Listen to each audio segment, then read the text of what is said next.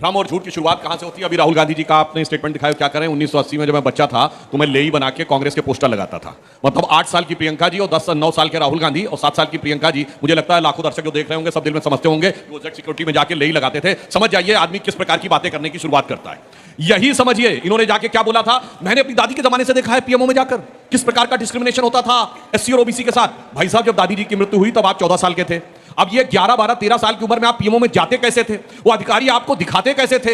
ये तो आपने उन अधिकारियों के ऊपर सवाल लगा दिया। और उसके बाद आप समझ कितना पाते थे? मुझे लगता है समझ तो वही जमाने की अटकी हुई है आज तक, उसके आगे की समझ हुई आज तक हुई नहीं है। अब आते हैं इसके ऊपर जो आज की बात है। देखिए राहुल गांधी जी ने ना समझी ने क्या काम किया कि एसआईआर का केस इतना स्ट्रांग कर दिया है कि यानी अब वो खुद कह रहे हैं कि अगर गड़बड़ हो दिखाई पड़ रही है तो भाई इसकी पूरी जांच होनी चाहिए। अब तो उनके हिसाब से एसआईआर नहीं एनआरसी भी होना चाहिए। दूसरी बात मैं कह रहा हूं, यहां जितने लोग बैठे सबने कहा कि उन्होंने वोट डाला। जब आपने अपने डिटेल्स दिए होंगे तो उसमें एक लाइन होती है ना, मैं शपथ पूर्वक कहता हूं कि मेरे सारे तथ्य सही हैं।